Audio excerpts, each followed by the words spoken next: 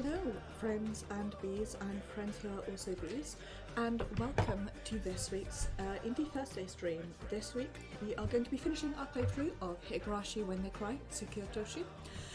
When we left off last week, we were just about at the entrance to Satoko's house. We are going to try, hoping to find out what had happened to Shion and Satoko, and I'm sure it's definitely nothing absolutely tragic and horrible. And so this week we're gonna pick straight up from there.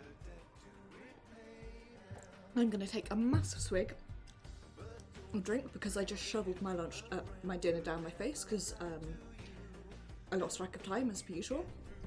So over to the game to play. Always makes me panic when it has that moment there. Every single time. Without fail. Here we are. Let's hop straight in, shall we? My back is fucking itchy, just in case anyone wasn't aware of the sorrows that I face. Whoops. The Hojo house was being swallowed by the dusk. It looked completely different from the time I came here with Shion. I quickly noticed that the path to the entrance was covered in weeds and dust. Felt like this place had been abandoned by the flow of time. And I got hiccups. When Raina rang the doorbell, it echoed inside the house. I couldn't hear any other sounds coming from inside. There's nobody here. Raina put her hand on the doorknob and turned it vigorously. Clack, clack. It was locked. Let's take a peek inside. We went around the side of the house. However, the curtains were closed, so we couldn't see inside. Well, I can't tell much about what's inside. What should we do? Raina pressed her head right up against the window to peer inside. We can't turn back now. There must be a clue. Even something minor would help, if only we could find some clue that pointed to Satoko and Shion's whereabouts. If only, huh? I carefully examined the exterior of the house. Were there really no traces? There had to be signs that the two of them came here. There were small marks on the walls and pebbles on the ground all around.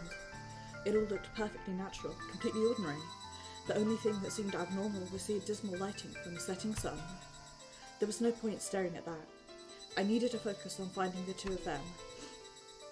Before I knew it, I'd walked away from Satoko's house and towards the forest. The same forest where we were that night. I noticed something glimmering in the bushes. What could it be? I slowly approached. It was like a mirror or something, shining a light at me that seemed to signal its presence. The sound there was me turning the light to my room off for increased spook. I found a familiar scooter buried in the bushes. It looked a lot like Shion's. I lifted it up and checked the plate number. No doubt about it. Shion hid her scooter right here.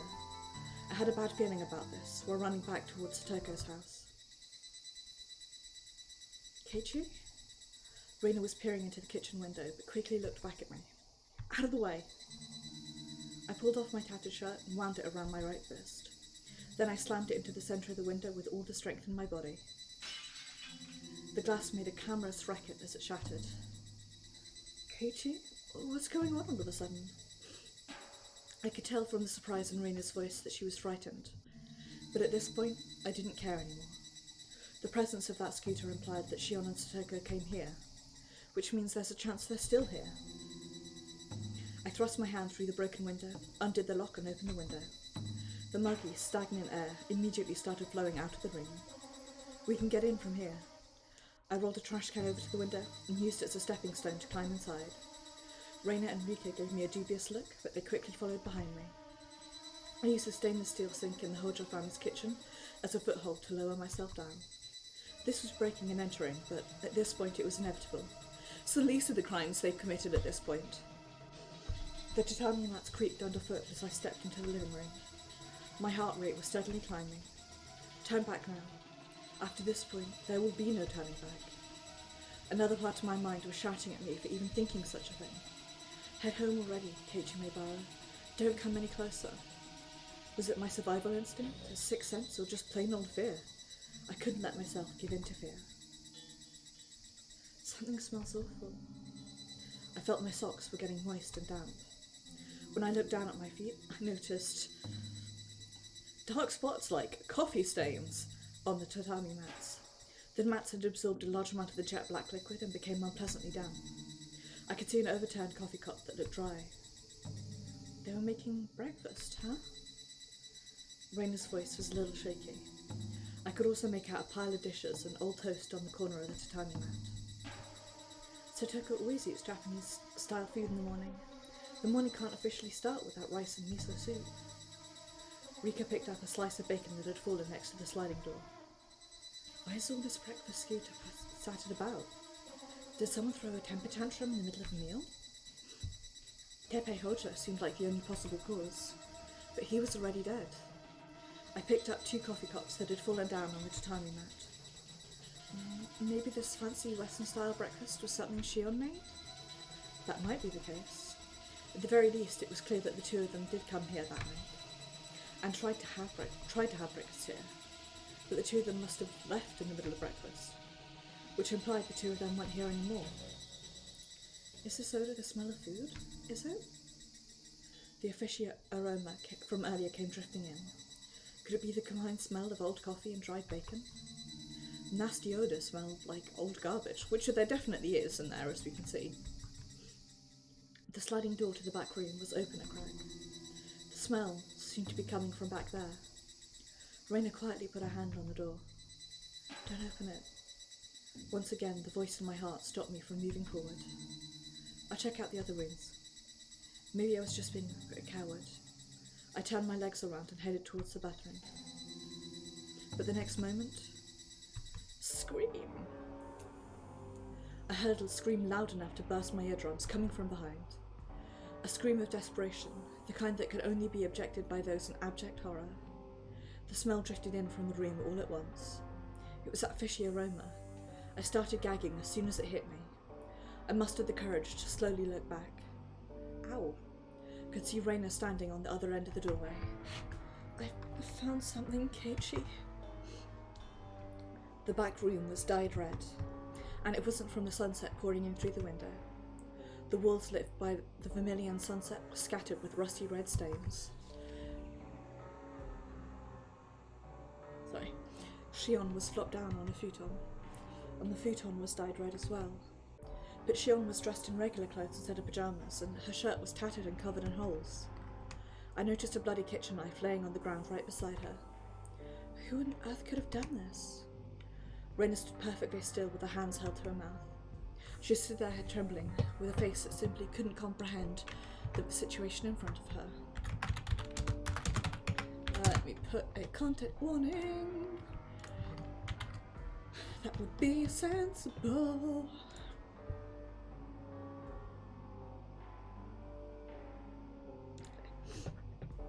Couldn't comprehend the situation in front of her. And then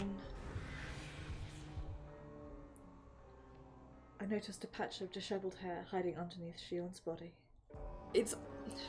I've seen this artwork before, but and I knew this was going to happen, but it's really horrible. My hands trembled as I mustered the courage to move Shion's body aside, and I found Satoko curled up underneath her. When I moved the arm wrapped around Satoko's shoulders, her head fell with full force, in the awkward manner that a doll's head might move. There were strange scars on Satoko's neck, like her throat was clawed out. How did this... Why? Why? Raina screamed again, and it brought me back to my senses. Raina! Raina started grabbing things around her and throwing them, and screaming like crazy. Shion! Satoko! Shion! Satoko! I'm not going to imitate her screaming. It's, Raina, calm down. Raina! Why? Why did they have to die? Why Shion? And why Satoko? No! Can't be true. Raina can't accept this. We were too late. Rika's muttering clearly reached Raina's ears because she turned to look while still screaming. Rika, what do you mean? Rika looked up at me with a despondent expression that told me she'd given up on everything. I was surprised because I'd only ever seen adults make that expression. Keiichi, This has already been decided. Who decided this? Rika shook her head. What is it, Rika? If this was already decided, if you knew this was going to happen, why can't you explain it to us? Who decided this? What did they decide? And for what purpose? That moment, I felt a chill run down my spine. Even if Keiichi and the others did something they shouldn't have done, none of that matters right now. The words Rika told me at the schoolyard crept into my heart. Did you know, Rika, that we did something we shouldn't have done? We killed a man on the night of Otanagashi. That was something that shouldn't have been done. Did that make Oyashiro-sama angry? And as a result, the two of them were killed on the day of Otanagashi. Is this Oyashiro-sama's curse? Reina seemed afraid to speak those words. Those who invoked Oyashiro-sama's anger will be cursed. The curse always falls on the day of Otanagashi. That was what Hinamizawa decided. It can't be. My voice was trembling. The curse of Oyashiro-sama doesn't exist. Someone decided to kill them under the guise of the curse. Right, Reina? Reina's eyes looked incredibly dark. The sight made me shiver. Reina, could it be... do you know something? I don't know. I don't know anything, but this is something Reina will never forgive. You can't do something like this and blame it on Yashiro-sama's curse on Watanagashi. It's absolutely unforgivable. Never. Reina will never forgive this. That's right. I'll never forgive the culprit either. I picked up the bloody, smelly knife that had fallen beside Shion. Even though my heart had taken a beating a while ago, it was finally regaining its strength. Standing in front of Shion and Sateko's bodies filled me with energy. I'll never ever forgive the person who took something precious from us. I stood tall and found a new reason to live. Hatred. We fought to save Satoko. We fought more than anyone else to win back our precious, everyday, peaceful life. But even so, in the end, something stood in our way. It's unforgivable. I'll never forgive the person who took this from us, took from us what we hold dear. Kill you. I'll kill you.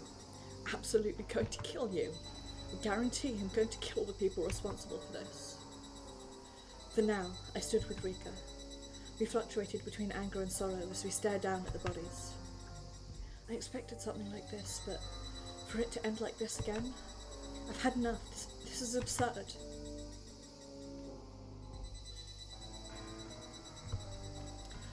Sure fucking is.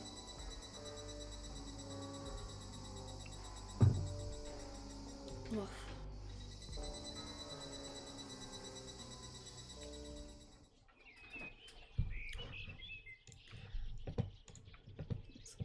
Save.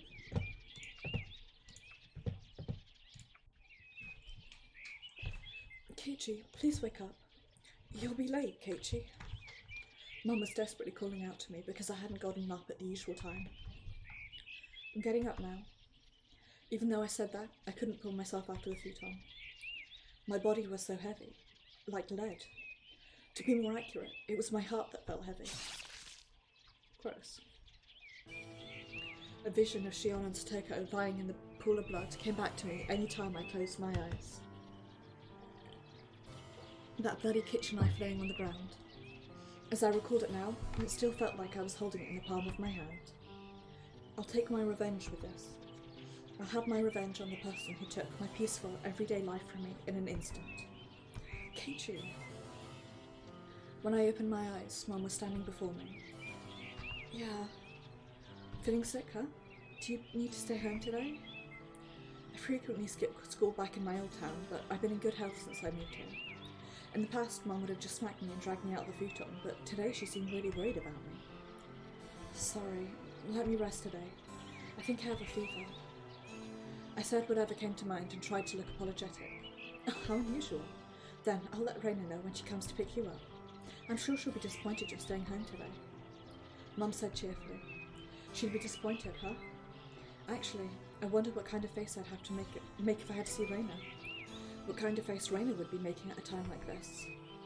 My heart ached every time I thought of yesterday, that day where I was roaring like a ferocious beast at Satoko's house. Every time I told myself that I'd had no other choice, a feeling of emptiness sprang up. I have no idea what I'm supposed to live on now. Maybe clinging to my hatred is the best way to go on living. I'll get you some cold medicine. Malmethorine. Perhaps she'd grown tired of my silence. I don't need cold medicine. I wanted to say that, but I decided to keep quiet. Silence once again filled the room. The day we killed Tepe Hojo in the forest felt like so long ago. The world has changed since that day. When Satoko screamed in despair after witnessing me mercilessly beat Tepe Hojo to death, that was when it changed. I wonder why all of this happened. Who killed Shion? And why did Satoko have to die like that, with her throat torn apart? If Shion's story was accurate, it was similar to Tomatake's death. He clawed out his throat with his own fingernails and ultimately died from excessive blood loss. The police suspected that Tomatake's death was a suicide, but if that was the case, then it suggested Satoko's death was also a suicide. Satoko committing suicide? Why? It's impossible. Ow. I once again recalled the scene of Satoko with her throat torn wide open. However, it became completely unbearable after just 2 seconds. The terrible sight and repulsive bloody scent of Satoko's corpse was burned into my memory. That's unusual. I wonder if Reina's out sick today too. Mum came back with the cold medicine. Normally, if I wasn't at our usual meeting place, Reina would worry about me and come to my house to check up on me. My normal, everyday life. I never thought it was so fragile. I tossed the cold medicine in my mouth and drank a sip of water right away. There was nothing wrong with my body, but taking cold medicine wouldn't make it any worse. Alright, I'll go give the school a call. Behave yourself. Instead of responding, I simply closed my eyes. I wanted to sleep like this for the rest of my life, to get away from everything. If I could just have a pleasant dream where I played and had club activities with Satoko, Shion, Reina, Mion, and Rika forever, I wouldn't need anything else. That was all I wanted. I softly begged for it. Not sure if it was thanks to the cold medicine or not, probably, but before I knew it, I fell asleep.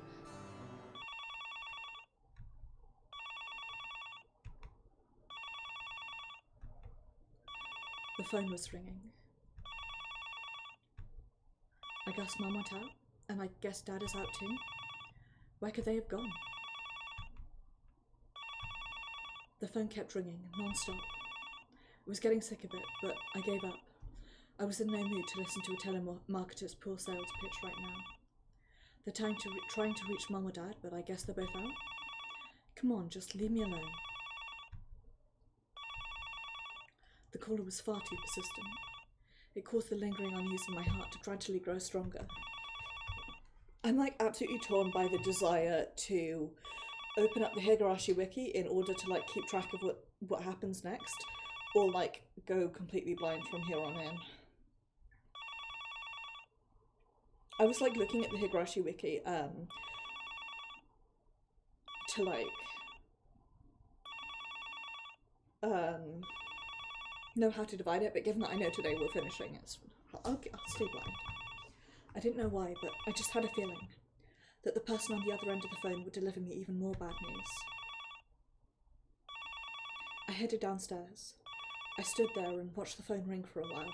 This is a thing that's always confused me, right? In the artwork, Keiichi is shown as having a phone in his room, so why does he have to go downstairs? If I pick up that phone, another wave of unfortunate events will be unleashed. I thought that for a second, but the next moment I picked up the receiver.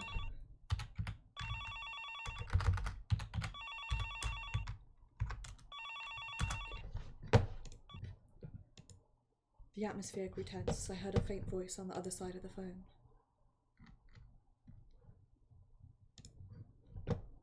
Okay. Who is it? As I thought that, I tried to say something, but then I heard the other person's voice. Hello? Hearing that voice made all the blood in my body run cold. Yes? Oh, thank goodness. I finally got through. This is Keiichi, right? Impossible. I thought back nostalgically as I heard a lovely, familiar voice. And the owner of that voice was Shion, who should already be dead. Sheesh, I thought you'd never pick up. When I asked her, she said you were off school today. So wouldn't that have happened? Shion was talking in her usual cheery tone. What are you doing, Shion? Yesterday you were dead, right? Keiichi? Is everything alright? Oh, yeah. I'm sorry. It seems like I caught the cold today. I tried to keep the conversation calm while assessing my opponent's attitude. A dead person was calling me. I desperately pondered the meaning of that while listening to the bright voice coming in through the receiver. So, here's a fun fact. If the implication is that Shion took Satoko home on the night of the murder, and then two of them died somehow at that time because one assumes they hadn't changed, then who was the Shion we met at the library? Then who was Shion? Wink. Are you feeling okay? Sheesh, were you already in bed? Sleeping with your stomach out? I'll be alright. I'd never do something like that. Yeah, of course. But Keiichi, you do sound like you need some sleep. Maybe we should lie down together? Our meaningless conversation continued. Sound like a poor person imitating Shion, and like not even Mion pretending to, but somebody who's like has the vaguest idea of how the two of them interact. Our meaningless conversation continued. I tried to be cheery and tried to stay calm as I spun together whatever words I could muster. Sure, I'm fine with that. But if you're next to me, you'll keep me up all night. What are you saying? Unlike you, Keiichi, I'm a gentle sleeper. Yeah, right. In reality, you'd be kicking and shoving me all night and claim you didn't remember any of it when you woke up. You know that, right? Keiichi, you're terrible. Maybe you're not entirely wrong, but that's going too far. Well, should we try it to find out if it's true? I'll have to decline. This is a game of catch, throwing meaningless words back and forth to pass the time. When I realised that, I stopped laughing. Huh? Shion. Yes? Who am I really talking to right now? Or rather, maybe I should be asking, who was the corpse at Satoko's house? Is something wrong, Keiichi? No, it's nothing. Anyway, did you need something? You left a message on my answering machine, didn't you? Answering machine? Right. You said it was urgent and you needed to ask something. Oh, that's right. Yesterday, Rina, Rika and I were all desperately searching for Shion together in an effort to locate Satoko. It's crazy that I was already forgetting something like that. I banged my head with my fist to sharpen my senses. Keiichi, are you alright? Have you taken any cold medicine? Do you need me to go over there? No, I'm fine. I took some cold medicine earlier. On the chest, sides, stomach, back, neck and legs, Shion was shedding blood from all over her body while laying on the floor at Satoko's house yesterday. And Satoko was laying there too, with her throat torn apart like it was ripped open. Could all of that have been a hallucination? Could the two of them still be alive and well somewhere? Was I mistaken in thinking I saw the both of them? Well, if you don't need anything else, I have to get going to my part-time job, okay? Shion. Yes? Yesterday, did you go to your job like usual? Come on, Keiichi. What are you saying? Of course I did. And did you go home afterwards? Of course. Please don't imply I'm some sort of juvenile delinquent. So you did, then? Yes, I did. So you did, then? The silence continued. If she went home yesterday, wouldn't someone have seen her? Oh, she was supposed to be waiting in front of her house, right? Didn't that seem unusual? And what happened to Satoko? Was she really about to head to Aoshimo? Did she go yesterday too? Why would she lie about that? Even though there were lots of things I wanted to ask, she'd probably dodge all of my questions. Alright, I'll drop off now if you don't have anything else. Get well soon. Please, wait. I immediately began squeezing the receiver tight. Yes? I just remembered. About the weapons. Weapons? On the night when Teppei was killed. Shion, did you bring the weapons home with you? Yes, so what? Shion responded like it was perfectly natural. My heart was racing. Shion wasn't responsible for weapons disposal. Reina was. Dun dun dun. Well, Reina was saying we should move them to our secret location. Oh, is that so? But it's already taken care of. I threw them away in a place no one will ever find them. Well, that's no good, because we may need to use them once more. What are you saying? My heart was beating wildly. Sorry, I can't say over the phone. Do you think we can meet up after this? At Raina's hideout? The garbage mountain? Huh? Right now? The police are starting to suspect us. Then the other end of the receiver went silent. Shion, tell me you're willing to come. You're going to continue using Shion's name. Understood. Then I need to get going now. Then she hung up. Shion is coming, with weapons she couldn't possibly have taken home. I'm sure Reina will be at the garbage mountain today too. If she didn't go to school, I'm sure she'll be over there. I had no grounds for that, but I was convinced. I changed my clothes and put on my shoes. Then I grabbed an empty bag, hid the thing I found in the kitchen inside of it, and left the house.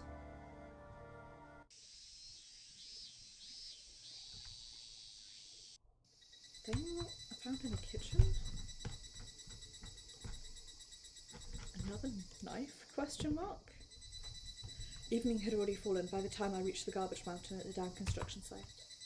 As I parked my bike, I looked for signs of Raina's presence. Although I couldn't see her, I noticed her bike mixed in with the scrap.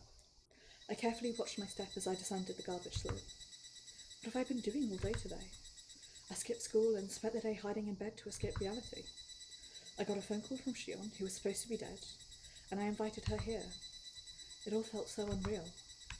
None of it was in line with my everyday thoughts. And what remained was a set of unbelievable facts. A person who couldn't possibly be alive somehow was, and a person who ought to be here was dead.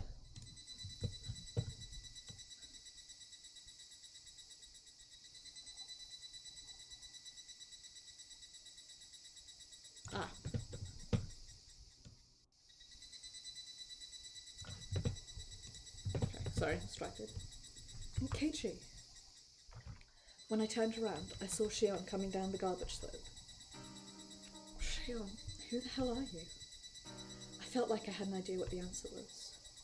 Shion turned to me with a bright, innocent smile. No, that's not Shion. You're Mion, aren't you? Huh? What are you talking about, Keiichi? Please, look closely. It's me, Shion. What's the big idea? What's gotten into you all of a sudden? Did something happen? Shion just stared blankly at me. My confidence was wavering. Is it possible that this is actually Shion? The Shion standing before me was staring at me with her eyes open wide. In my mind, those eyes overlapped with the lifeless eyes of the Shion I found dead at Satoko's house yesterday. The corpse I saw yesterday definitely had the same face as this person.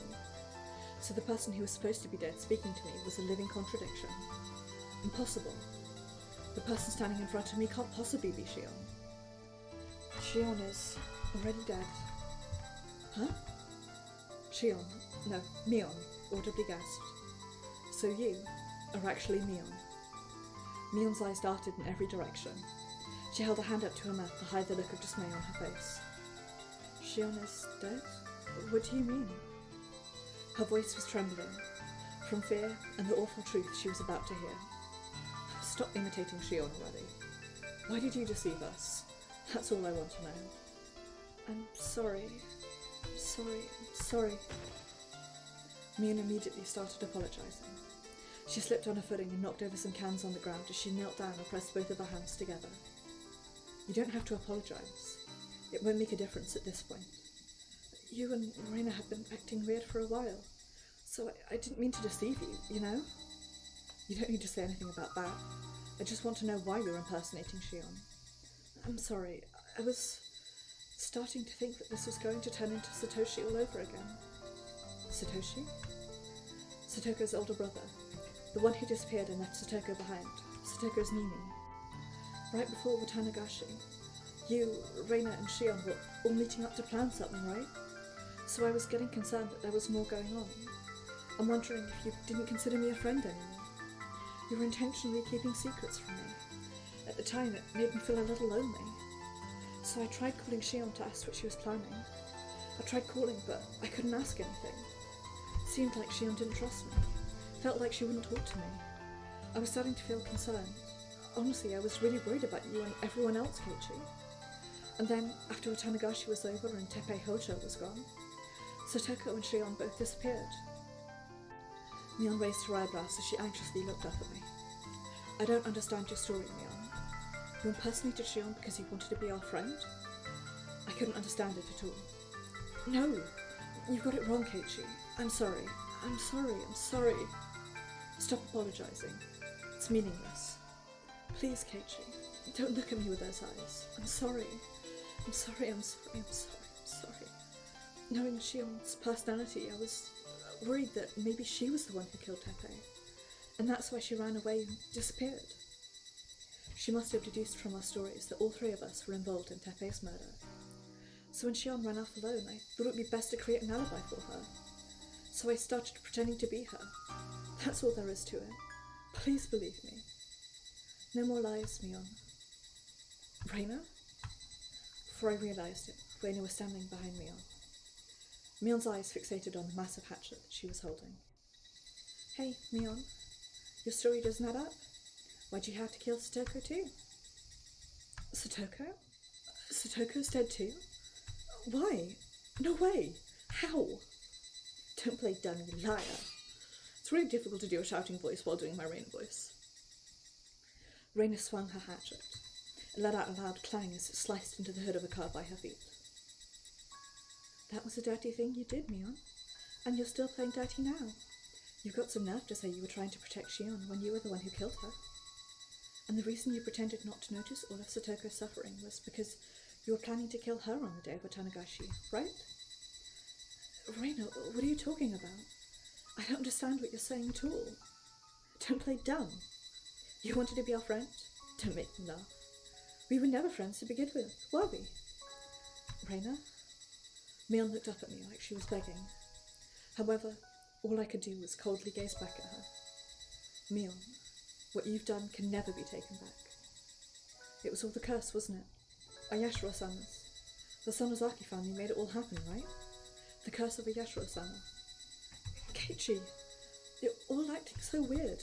What are you talking about? I don't understand any of it. You planned to eradicate the entire Hojo family from the start. That's why you killed Satoko. You're wrong. Wrong! It wasn't me. I've never even thought of doing something like that to Satoko. That's enough, Mion. The more you deny it, the more it sounds like a downright lie. You killed Satoko, and you killed Shion for trying to defend Satoko. Did you have a reason to kill Tomitake and Takano too? You're wrong. Wrong. All wrong. I'm sorry. Tears began falling from Mion's eyes. Mion clapped both her hands together and bowed while sobbing profusely. The curse of Ayashiro-sama. You didn't want to carry it out, did you? But it was a direct order from the Sonozaki family, so you had no choice? Why is... What went so wrong? I'm sorry. It's unfortunate, Mion, that you were caught in the middle of this. Keiichi and I were next, weren't we? Your next targets, that is. Sorry. Shut up. I took out the kitchen knife I had hid in the bag. The knife that was lying beside Satoko and Shion yesterday. The one that spilled the blood of my precious friends. So I keep mentioning this. My second monitor has got into the habit of turning itself on and off at random. Probably because the cable's loose and I have been too lazy to try and fix it. But I was definitely thinking just about these kids killing each other, and then the monitor suddenly went dark and I had this moment of, oh shit, before I realised it wasn't a ghost. It's just technical gremlins. Keiichi, Mion gasped as she opened her eyes wide in despair.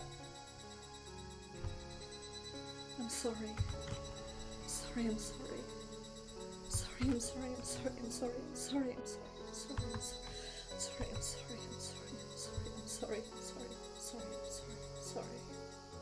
Hey Keiichi, forgive her already. She's apologised enough, hasn't she? She did something that can never be taken back. But even so, forgive her, because this won't bring the two of them back. Mion's face was drenched with tears. That miserable face was the same Mion who always smiled about club activities. In those days, we were all around Satoko and everyone was smiling together. The yellow one is probably broccoli and the blue one is cauliflower, but the green one is, oh my, looks like a home economics lesson. Well, Satoko, what's this? Mion used her chopsticks to pick up a little green morsel wrapped in bacon. But that's a I held Rika's mouth closed. The yellow one is cauliflower.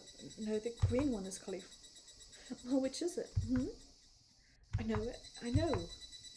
Then answer. I know this. I know this. Satoko cried out, unable to bear it any longer. When Reina saw that, she held her head and pinched her cheeks. Cute. That was our everyday life. When a salty taste entered my mouth, I realised I was crying. Sorry. Mion was still apologising by my feet. As the dust began to settle in, the cries of the Higurashi grew even louder. The wind had gotten a lot cooler. Seemed like good weather for everyone to play together. Mion, I'm sorry. Honestly, I didn't want to do this. You'll understand that, right? Reina tightly gripped her hatchet. Her cheeks were soaking wet. Reina was crying too, without making a sound. Mion. I clenched the kitchen knife I was holding. In the same moment that Reina swung her hatchet, I rushed in with the kitchen knife. I felt like I could hear Mion's cheerful voice mixed in with the groans of pain. Keiichi, this doesn't suit you at all. What do you want to do for today's club activity? Don't forget about the punishment game? Maybe I just didn't want to hear Mion's final words. I'm sorry. Mion's voice echoed inside my head and synchronized with my own feelings. Maybe I was the one who wanted to apologize. Mion, I just wanted to regain our happy days. It wasn't supposed to end this way. Nobody wanted this.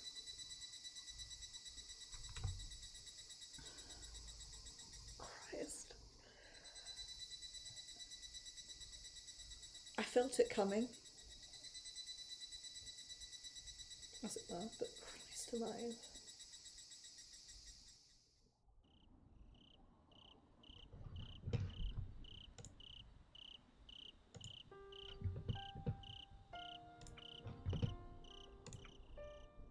Whew.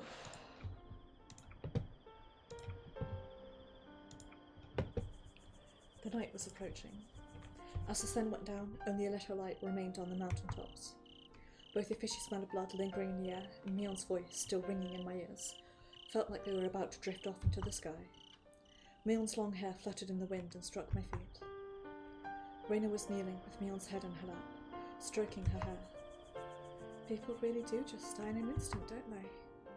She gazed at Mion's lifeless lips and spoke in a nonchalant tone, in a voice that sounded like she'd already forgotten what she'd done with her own hands. Mion, she was the first person to talk to me after I moved here.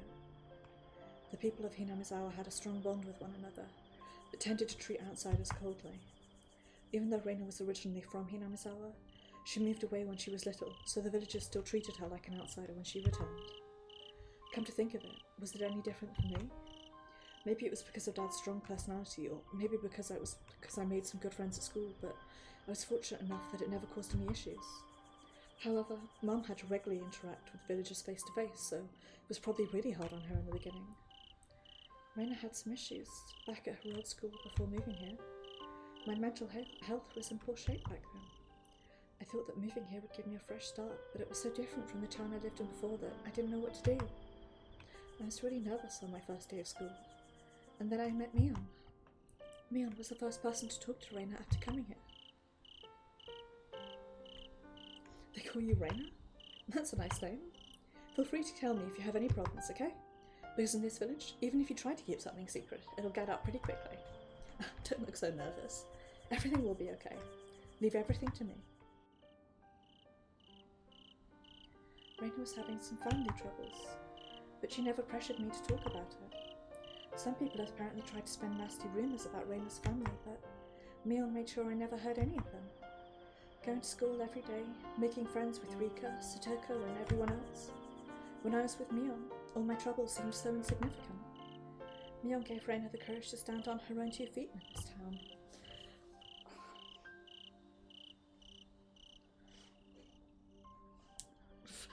I was going to say a thing, but then I was like, these are kids, maybe it's kind of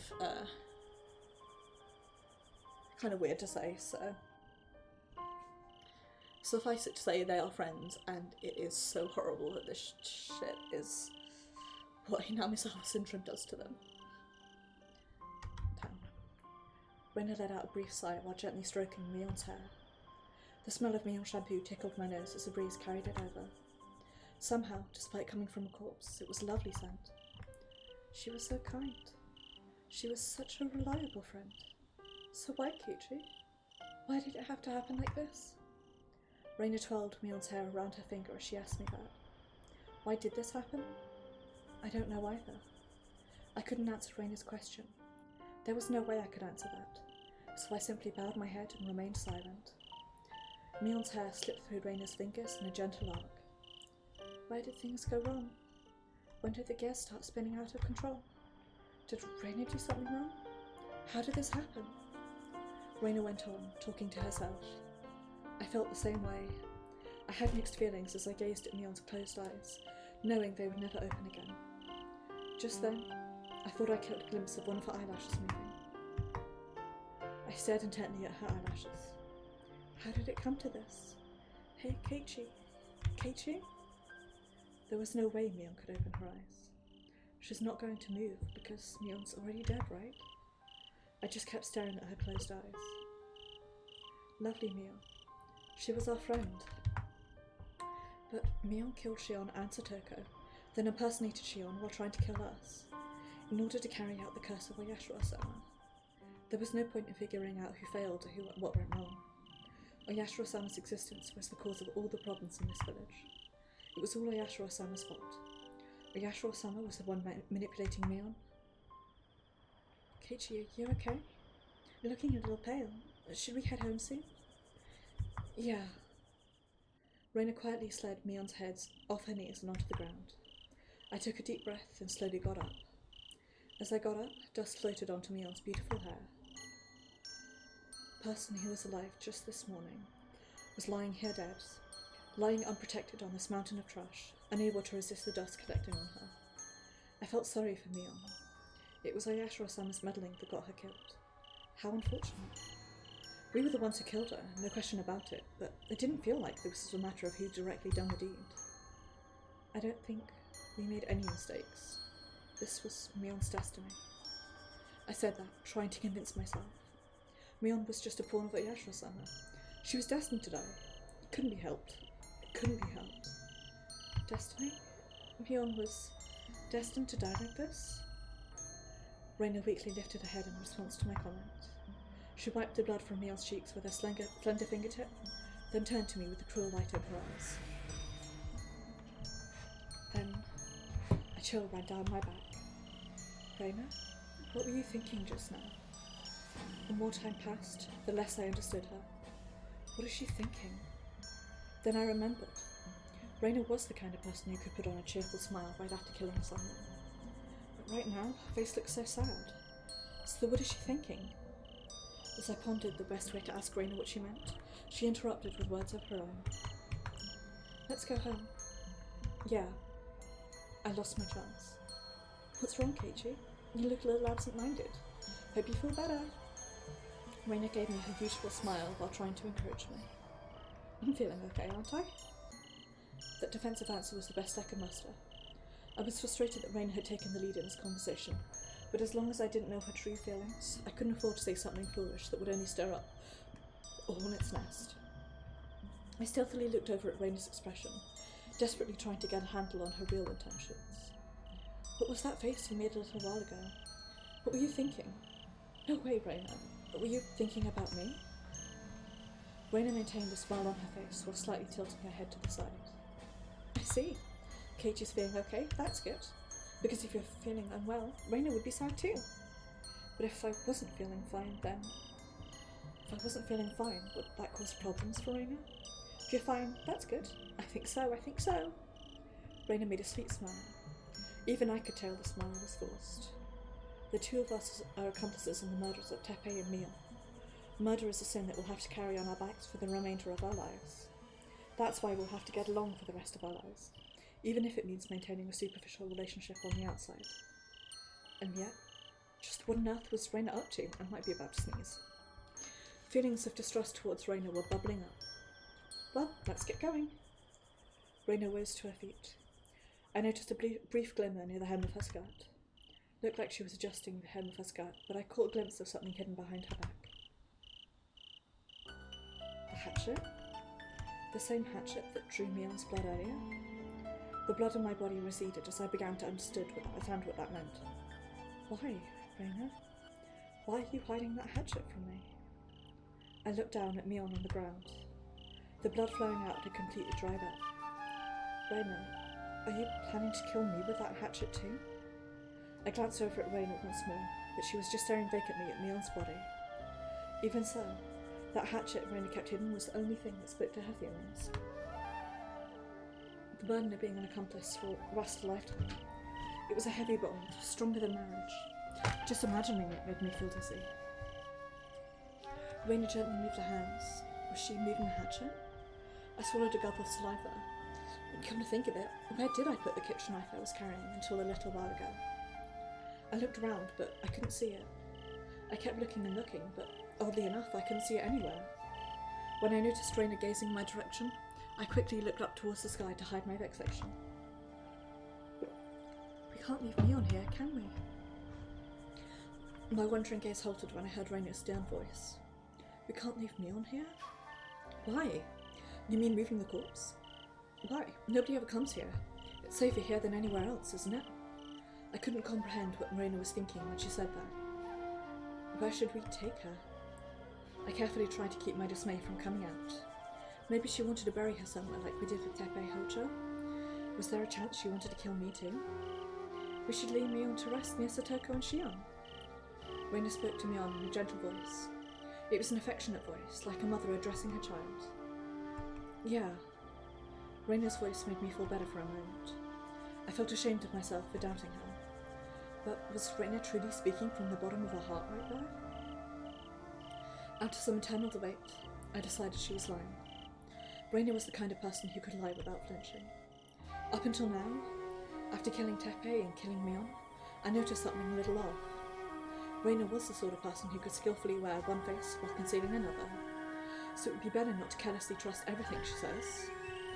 My heart started to feel lighter as I pondered that. I started to relax after admitting to myself that I shouldn't trust her. If that's the case, it makes things easy. Just don't trust Raina. I needed to consider my next move with that premise in mind. It was far easier than being lost in a cycle of wanting to trust her, but unable to do so. Shion and Satoko should still be resting in their Hojo house. When the police get around to investigating the house, their investigation might derail under the assumption that Mion was killed there. Despite how compassionate Raina looked, my mind was thinking ridiculously. So I nodded to her in a manner that made it seem like her kindness got through to me. You're right, Mion would be more at ease together with everyone else. I had a distant look in my eyes while staring vacantly at Mion. Her neck was bent at a sad angle, and so I looked down and bit my lip in regret. The next struggle for survival had already begun. I held my breath while waiting for Raina's reaction. Not sure if she noticed it or not, but she started to walk completely silently.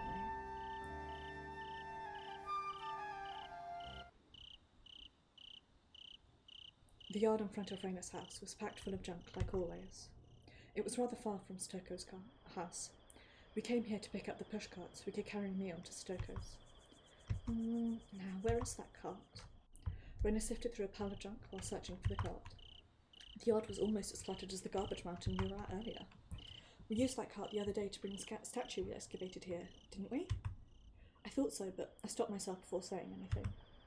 The entire area was packed with items that Raina collected on a daily basis. Well, if rumours ever started going around calling this the garbage house, I couldn't exactly object. I pretended to help Raina search for the cart, while her carefully searching the area. The house seemed awfully quiet. I wonder if anyone was home. Though I was looking around restlessly, my eyes stopped when Raina called out to me in a sharp voice. Keiichi, can I get you some tea or anything? Raina looked back at me while searching the back of the shed. No, I don't need anything. My throat was dry, but I wanted to avoid giving Raina an opportunity to escape from my line of sight. I still wasn't sure what she was thinking, so I needed to carefully monitor her movements, because I couldn't trust her. So you don't need any, huh? I just thought it'd be nice to make some tea. You really don't need any? Is there a chance that you don't trust Raina? Even though Raina should have been standing in the back of the shed, I found her standing right beside me. staring at me with a horrifyingly distrusting look in her eyes. Oh, what is it? If I didn't trust you, who could I trust? I tried to laugh it off, but my face struggled to play along. That's right, isn't it? Reina believes in Keiichi too. Definitely. No matter what happens. Reina's facial expression didn't change at all. I trust you too. I wanted to say that, but I couldn't get the words out of my throat. I found the cart. It was hard to find because it was buried. Take a look. Reina banged on the rails of the cart. It was covered in a blue tarp. I see. Then let's get going. I'll pull it. I offered to pull the cart instead of Reina. Suddenly, Reina's shoulders twitched prominently enough that I could notice it from half a metre away. And during that time frame, the blue tarp over the cart seemed to move slightly. Reina immediately pushed the tarp down, but I clearly saw it. I saw a familiar-looking kitchen knife right next to Reina. It was the knife I was looking for a while ago.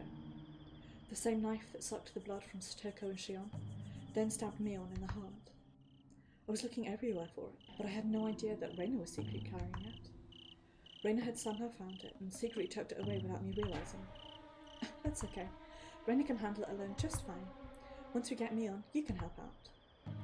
Reina shamelessly donned her cute mode. It was painful to look at. Reina, what do you plan on stabbing with that kitchen knife? Let me rephrase that. Who do you plan on stabbing? The fact that the tarp twitched makes me think it's unlikely to have been, like, the wind blowing it. But I was thinking, like, is Rika in there?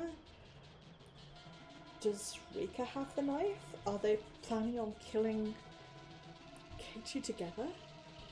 I've never seen, like, Rika be involved in a murder before, so... Keiichi, what's wrong? You've got a scary look on your face. Is something on your mind? Just your imagination. Let's get going. As I said that, I quickly surveyed the area. It looked like Reina was hiding a hatchet earlier. Where did it go? Reina brought it home with her, right? Was she preparing the knife because she didn't want to use the hatchet? It's too bad, Reina. I'll be the one to grab that hatchet. My eyes stopped in the shadow of the shed. Could see the blade of the hatchet hidden there. I'll push it from behind. I moved around to the back of the cart without saying anything more. Keiichi, if you push too hard it'll start pointing in the wrong direction. Reina started walking forward, pulling the cart to straighten it out.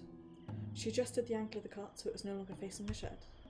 I swiftly grabbed the hatchet from the shadow of the shed and gently set it down in the cargo bay without making a sound. And on the other side of the cart, I caught a glimpse of the knife Reina had hidden earlier. There's nothing in this cart, but it's still pretty heavy. Reina quickly turned back and pulled the tarp down. Did she notice something? There's no point hiding it now. I already know there's a kitchen knife hidden in there. The question is why? Maybe it just feels heavier than usual because you're tired? Don't push yourself too hard, Reina. Are you sure you're okay? Got a cut on my arm. Right across the middle of my tattoo, and it's very annoying. I can take over any time if you need me to, okay? I even surprised myself with how gentle my voice came out. At this point, I knew Reina had the kitchen knife, but Reina doesn't know that I have the hatchet.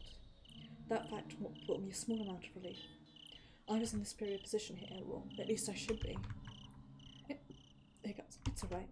You're awfully kind today, Keiichi. Maybe I should spoil them, huh? Reina looked back at me while pulling the cart with a sweet smile, but her eyes weren't smiling. Depends on your definition of spoil. I flashed her a big smile. You're so mean, Keiichi. A shadow melted into the dusk. This was a matter of survival. This was the only way to break the heavy shackles of our collusion. Kill before being killed. That's one of the basic rules of survival. If Reina is willing to go that far, I'm prepared to fight. And I'm definitely going to win. As I decided that, I gazed at the bulge on the tarp where the hatchet was hiding underneath.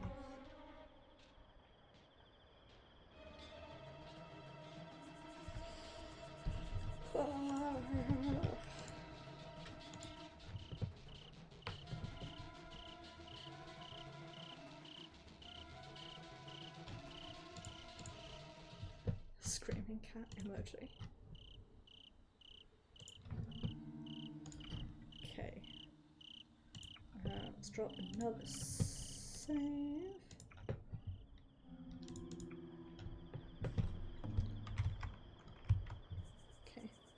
I grabbed Mion's heavy body by the shoulders, and Raina grabbed her by the feet as we loaded her into the cart. Then we covered her with a blue tarp. Never mind, I guess. Right before that, I discreetly moved the hatchet to the ground, all the while praying that Raina didn't notice. When I raised my head to take a look around, Raina was simply staring at the ground. We pretended not to notice one another. Let's get going. I'll pull the cart this time. You can push from the back, Raina. Sure, got it. Her response sounded mechanical. Her voice was inorganic, devoid of any emotion. I casually turned around while Raina was looking in the other direction. Then I picked up the hatchet and gently tucked it under the tarp. Pushing now. The cart nearly crashed into me as it started to move. We slowly pulled the cart carrying Mion away from the garbage mountain. I suddenly remembered the day that Raina and I brought the statue back. I made an offhand joke at the time about how it felt like we were pushing around a dead body, but I never thought I'd actually be transporting a corpse this way. And to top it off, it was Mion's body. This was turning into a farce. The extreme force I had to project into my hands to pull the cart signified the weight of Mion's existence. I fought back the urge to cry as I walked to Satoko's house with heavy footsteps, just waiting for something bad to happen. I spent the whole time praying we wouldn't run into anyone. What was Raina thinking back there while pushing the cart with our stiff cargo? I'm confident, at least until we reach Satoko's house. There's no risk of her doing something with that kitchen knife. Probably. I cautiously looked back, hoping to discern something of the thoughts Raina kept locked inside her heart. Raina didn't look back at me. She kept looking downwards, concentrating solely on the task of walking forward, one step at a time. Right. Seeing Raina's emotionless expression was unbearably disheartening. When did this happen? My stomach churned because there were too many people whose thoughts I couldn't comprehend. What was Raina thinking right now? I can't trust anyone. It was a hopeless thing to say, but I couldn't allow anyone to make things worse. I wanted so badly to talk to Mion, who was lying in the dead in the cargo rag. If she was dead, there was some peace to be gained from that. She'll never have a sudden change of heart and try to kill me, I think. Hey Mion, please listen to me. Honestly, I'm afraid of Raina. At this point, I felt it was safe to tell Mion anything. Such an ironic relationship, where we couldn't trust each other until one of us was dead. Does that really qualify as a trusting relationship? Keiichi, you an idiot? Of course that's not a trusting relationship. It's not friendship or anything. I felt like I could hear Mion's voice. That's true. If I couldn't bring myself to trust somebody while they were still alive, that didn't sound like friendship at all. But don't worry, because this old man is rooting for you, Keiichi. Because I'm your friend, no matter what. Mion's cheerful voice called out to me, over and over. Good luck, Keiichi. Do your best, Keiichi. Keep going, Keiichi. I stared back at Raina as she walked forward with a blank expression. Even though Mion was lying dead under the tarp, it felt like she was encouraging me. How selfish of me. Only finding my courage after a dead person encouraged me. Even though Raina and I were actually the ones who killed her, my ears were ringing. Couldn't be helped. I had no choice. I started feeling sick. I didn't want to find myself in a situation where I needed that concealed hatchet, and I didn't want Raina to have an opportunity to use a concealed knife. Honestly, I didn't want to kill anyone else. I wanted to have lots of friends, to laugh and cry together with all my living friends. What are you thinking? Don't lose heart, you swore an oath. I sighed and shook my head. The time for those sweet dreams had already passed. Open your eyes, Keiichi Maebara. That era of playing around and having a pleasant time with your perfect group of friends is already a thing of the past. Kill before being killed, otherwise you'll get killed. That's all there is to it. As I stared at Raina's slender figure, my heart slowly filled with wretched, murderous intent. Once again, the voice of the crickets filled my ears. Shut up, leave me alone. The more I wished for their silence, the louder the crickets cried out, like they were trying to criticize me.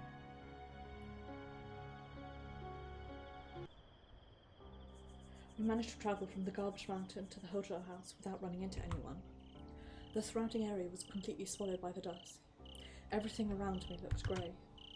I was a bit surprised to notice that the kitchen window was still broken. That's no good, be problematic if the neighbours start looking around and stumble upon the corpses. I'll have to fix that window as soon as possible. Don't worry, Keiichi.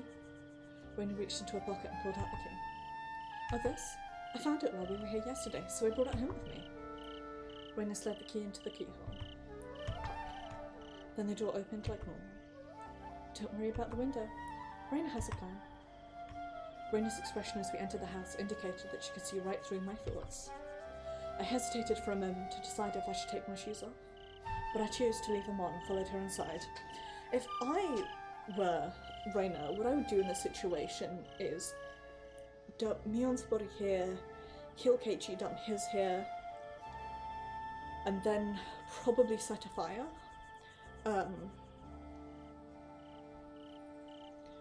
The bodies would be found, but I think, it's not so easy to determine cause of death. Although no, they can find, like, if you have smoke in your lungs, that means that you died after the fire was set, but not the other way around. But she could, like, incapacitate Keiichi, then set the fire, and it would probably look like a sort of triple murder-suicide. Can you guys tell that I listen to a lot of true crime podcasts and read a lot of true crime, like, things? These are the awful things I don't want to say these are the awful things I think about. These are the awful things that I, having read about, have on the brain. Like, there's cases where something similar has happened. So... The inside smelled as bad as ever. Raina looked eerily dignified while she calmly looked back at me and surveyed the area. Let's set Mion down right next to them so all three of them are lined up. I was confused when I heard that, but I quickly responded. Right. I did my best to enunciate every word in my typical intonation to avoid agitating her. What's wrong, Keiichi? Nothing. I'll go get Mion. I said that in the right tone, like I was talking about carrying in the luggage. Then I went back to the cart to get Mion. Mion felt like a heavy slab of meat as I carried her on my back. Ugh. I fiddled with a hatchet to keep it securely inside the top as I struggled to walk forwards. Unfortunately, the hatchet was far too big to keep hidden. Can't be helped. If it becomes necessary, I'll have no choice but to keep going. It's not such a big deal. Just to be safe, I adjusted the tarp on the side facing Raina. Slam. Something slipped and the kitchen knife fell to the ground. I gently picked up the knife. Huh? Does that mean Raina isn't carrying the knife? The knife that killed Mion was still soaked in blood. A single long strand of her hair was stuck to that blood. It bothered me, so I tried to peel Mion's hair off, but the hair was so firmly caked into the blood that I couldn't get it off. Well, whatever. Concealed the kitchen knife in my left hand and made my way inside the house once again. When I came back inside, Raina was in the kitchen lighting the stove. Welcome back. Took you a while, didn't it? Yeah, it's heavy and kind of a pain. I answered nonchalantly. Gross sound effect, then set Mion down between Shion and Satoko. I couldn't bear to see these three girls, reduced to mere objects, so I found a sheet in the closet and laid it on top of them.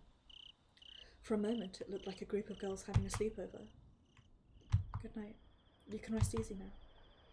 I held my hands together in prayer. Mion, it looks like you are having pleasant dreams together. I hope everyone is having fun and doing club activities together, living a peaceful everyday life in some other world. That is my only wish. Sentimental feelings rushed through me and tears began streaming out. Though they looked like they were only sleeping, in truth the three of them were dead. They could move no longer. Raina? She took a pile of letters. She'd taken a pile of letters out of the mailbox and carried them into the kitchen area. She held a stack of them together over the stove. Oh, this? I'm burning the house down. After all, we can't leave everyone this way, can we? I knew it. Fucking knew that was Raina's plan. Yeah, that's true. The calm tone in Raina's voice had a chill through me. I was struck by the feeling that I was all on my own, which might actually be advantageous given the current situation. Actually, I had a thought about lungs, so a fun fact, this may well be wrong, so please don't quote me on this, just take it as things that I have recently read and have on the brain. If somebody has drowned, or has, if somebody is found in water looking like they drowned, or if somebody is like a charred corpse inside a burnt house, the way to determine, to my knowledge, if they're dead before or afterwards is if they died before the fire was set, they wouldn't have smoke in their lungs, and if they died before they were dumped in the water, they wouldn't have water in their lungs. I don't think that's like bulletproof, as it were, but it's just something I was thinking about. Then again, I don't know what the forensics would have been like in the 80s to determine that. I feel like I should know, but I was struck by the feeling that I was all on my own, which might actually be advantageous given the current situation. But even so, these are our friends, right? All of this is your fault, Keiichi. A deep voice I could scarcely believe belonged to Reina came from the kitchen. The voice was so eerie that I couldn't bring myself to turn back and look at the house. Just like Keiichi, Reina wants to shed tears to mourn everyone's deaths. Just like Keiichi, Reina didn't really want to do this either. I thought that killing Teppei would allow Stoko to come to school again, and then we'd be able to regain our peaceful everyday life. I felt the same way, but I decided to hold my tongue. Reina quickly lowered a letter towards the stove. She did so in a careful, mechanical motion. Precisely. The letter smouldered and crackled on the stove. Then Reina picked up another letter with one hand and held it over it. I told you to keep it a secret. But you talked to Shion, didn't you? I think that was the beginning of the end. There were several mistakes along the way, but don't you think that that's where this all started? Reina glared at me with the flames of the stove flickering in her eyes. I thought that Reina was just muttering to vent hard feelings, but the next moment... Do you understand, Keiichi? Because once you told Shion, she became involved. Shion died because she was taking care of Satoko, and Shion's death led to Mion's death. In the end, we couldn't help Satoko. She died too, because you got Rika involved. In other words, every unfortunate event had a clear cause. Sorry. Once I heard Rika's name, I was struck with a sense that something seemed wrong, but my guilt urged me to apologise first. You don't need to apologise. Keiichi, there was nothing you could have done, right? So don't worry about it. You're not in the wrong, Keiichi. This was fate. This was our destiny, predetermined from the moment we were born. Reina picked up a half-burned letter from the stove and dropped it. A nasty smell rose up, irritating my nose. Reina, stop playing with fire. If you're going to burn it, do it quickly, otherwise the smell will drift to the surrounding area. I thought that to myself as I carefully watched Reina's hands, but for some reason I couldn't bring myself to say anything. When Reina grew tired of playing with the letters, she grabbed a jug of vegetable oil from under the cupboard under the stove. She poured a thin line in a circle around the stovetop. This is Oyashiro-sama's curse. Reina had a cold-hearted smile on her face, the likes of which I'd never seen before. What's going on? Why is Reina smiling at a time like this? Unlike the three dead girls sleeping like angels in the back room, the Reina standing in front of me looked like a cruel demon. This is Reina's punishment for angering Oyashiro-sama. Everyone died because Reina depended on Keiichi, and when Reina took advantage of Keiichi, Oyashiro used Keiichi's body to punish Reina.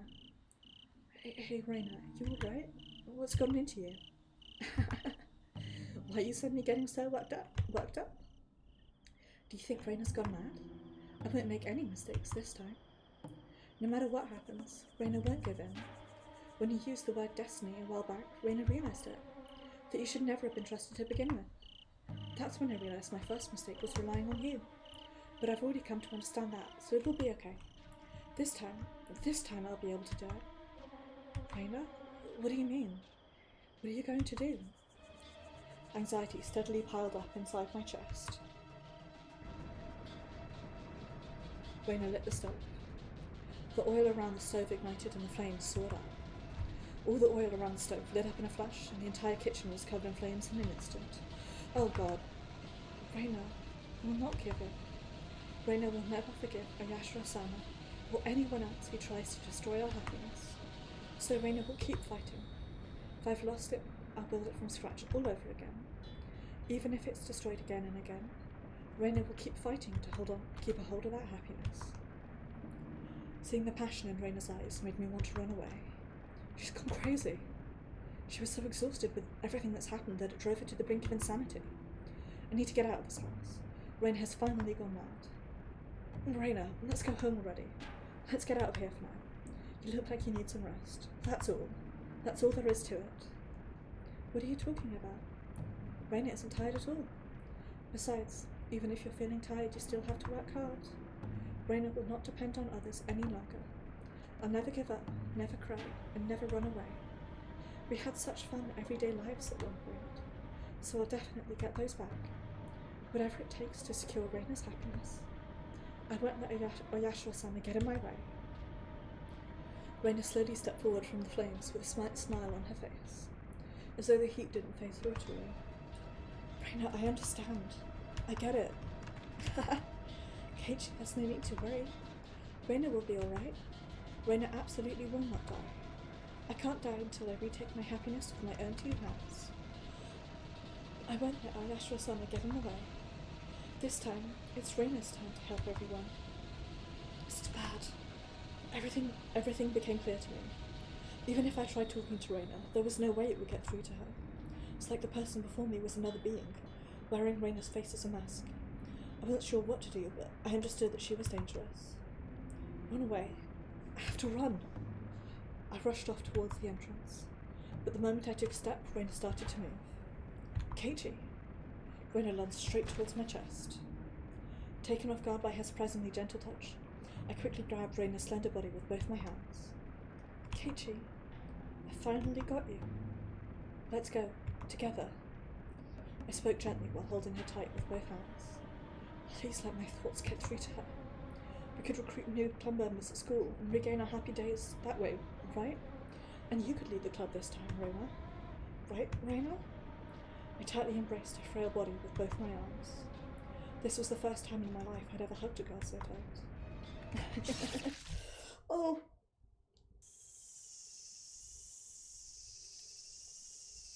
I was expecting it, but it still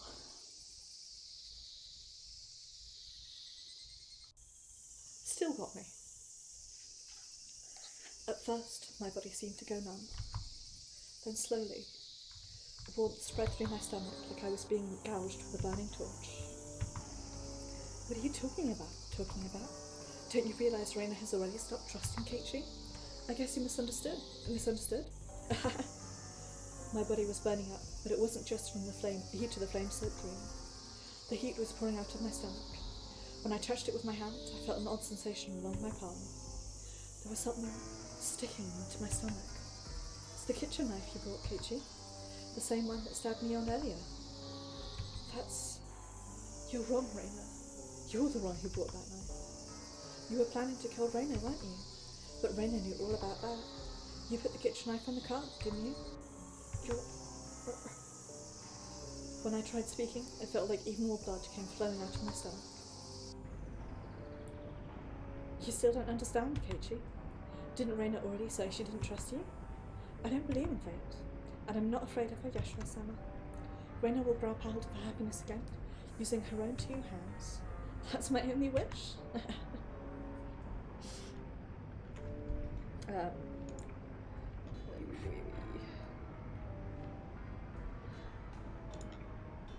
Just for a moment, I need to get that picture. Raina's terrifying smile made me lose all the strength in my body. What was I to Raina? What did I do? I pulled out the knife lodged in my stomach and tossed it away. It was the knife from this house. The same knife that killed Shion and Satoko, then took Mion's life, and in the end it stabbed me too. My consciousness was quickly fading. Keiichi, you were just carrying out Oyashiro-sama's orders, weren't you? You were only trying to kill Raina because you were manipulated by Oyashiro-sama, right? It's alright, Raina understands. I know that in reality, you're not the kind of person who'd do something so awful. I understand that. I understand, so it will be alright. I saved you from Oyashiro-sama with that kitchen knife. I had no idea what Raina was talking about. Was being manipulated by Oyashiro-sama? Being saved through death? Raina, what are you talking about? You're the one who's acting strange. But still, Raina was a little hurt, you know? Because Keiichi was planning to kill Raina with that knife. Up until the end, Reina thought that Keiichi was a precious friend. Was thinking of helping poor Keiichi, but... can't be. Reina still thought of me as a precious friend. Farewell, Keiichi.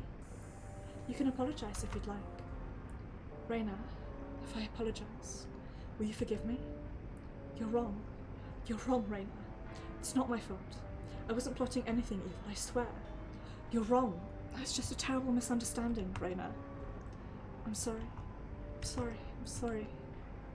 Every time I spoke, I could feel an unsettling sensation flowing out of my stomach, but I couldn't stop apologising. If Reina wants me to apologise, I'll do it as much as I can, if that's what it takes to take back our everyday happiness. It's no good. Even if you apologise, it's pointless. It's pointless. I heard the sound of the front door opening and closing. Then the room got quiet. At that point, I could only hear the vague sounds of the crackling fire and the burning room. I'm going to die. Right here. Things get quieter on the verge of death. Cold. So cold. Hey Mion, I guess this is what death feels like. Satoko, Shion, Rika, Reina.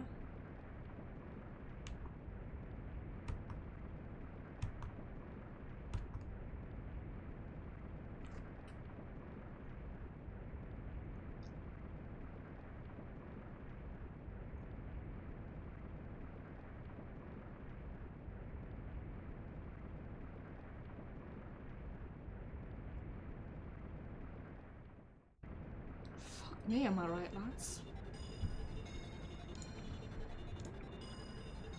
Now we know we're in Syndrome Reina mode because we've got the red text. I didn't realise that somebody pointed it out.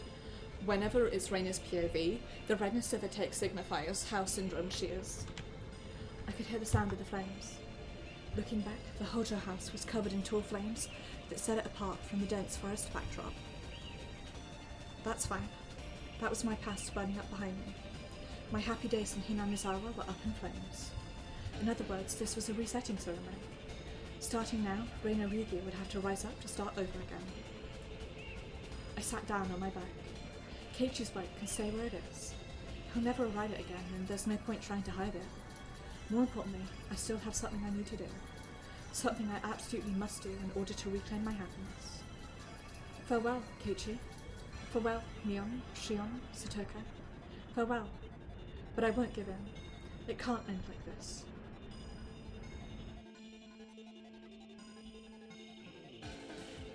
I opted to head in the direction away from my home. I steadily made my way up the hill. The goal was to reach a higher ground. A hilltop with a nice view would be ideal for surveying the state of the village. I'll have to visit the Fude shrine once more. I was neither excited nor tense as I imagined what I was about to do. Rika, I'm heading for you now. Sorry I'm late. Wait patiently for Reina, okay? I'll save you too, Rika. I'll set you free from Oyasho-sama right away. The hatchet Keiichi brought here was lying under a tarp in the cart. I wrapped the hatchet in the tarp, then sat it in the basket in my bike. After hiding the hatchet in the tarp, I couldn't help but chuckle. This hatchet is such a huge weapon, Keiichi. It doesn't suit you at all. I pedalled my bike while fighting the urge to laugh. I reached out to adjust the tarp while still pedaling, hoping to avoid letting anyone see the hatchet in the basket. For some reason, I couldn't help but enjoy myself while pedaling my bike. Unable to hold it in any longer, I began to laugh on my own. I might be everyone's saviour. I'm rescuing everyone from endlessly enduring the curse of Oyasho-sama. Rika, Reina's coming to save you right now. I held down the top to keep the hatchet secure while riding my bike as fast as possible. I wonder if the plan from the start was to kill everyone, or... I encountered an unexpected sight at the shrine parking lot. Dozens of police cars were parked there with their lights flashing. Officers in uniform were running back and forth. It was a completely different scene compared to my visit this afternoon. Right. I visited here earlier in the afternoon, to take care of Rika. Rika knew all our secrets. Though she spoke innocently with a cheerful face, she occasionally warned us with a know-all look on her face. Honestly, the girl named Rika was far stronger than she led people to believe. It seemed like she was able to see through everything. I planned to kill her after school when she was on her way home. I hid under the stone steps and waited for her to come home. but Rika was far too capable for that. While Rika was climbing the steps, she leaned over the rail and called out to me. Reina, what are you doing in a place like that? I came to see Eureka. I lied to her right off the bat. Can you take me to the ritual tool storehouse? There's something I want to hide at all costs. If I hide it there, then there's no way anyone will ever be able to find it, right? It was incredibly suspicious. A sudden request with no context. And even if Rika got cautious and tried to run away, my next move was already decided. But no, the result was entirely different. Rika made no effort to resist or flee. She simply nodded and turned her back, then began to speak. It's all the same. Whether you kill me now or not, the result will be exactly the same. I've always wondered that, actually. Like, Rika always dies, but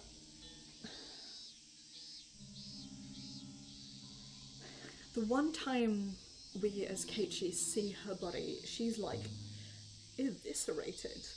More violent than one would expect, especially from the mountain dogs. Which makes me wonder now, maybe if Reina did also have some degree of the syndrome, and maybe she was the one to kill Rika. Not sure. Rika wore an expression suggesting she'd given up on everything while walking up to the shrine grounds and unlocking the door to the ritual tool storehouse. I wasn't sure if I was more surprised or disappointed. Did she really think the ritual storehouse was such a trivial matter? No, Rika should know it all too well. She probably knows everything about it. Reina, whether you do it or not, the result will be exactly the same. Everything has already been decided and can't be changed. Even I could tell my face had tensed up from Rika's words. You too, Rika? You think it's all due to fate? That's right. Right from the beginning, everything was already decided. Rika said it again. I could feel the urge to kill bubbling up inside of me. Destiny. Wouldn't let myself live and die at the mercy of such a concept. I'm going to fight. I'll take back my happiness with my own hands. The next moment, I heard a voice. Maybe people are starting to show up at the town hall for a meeting.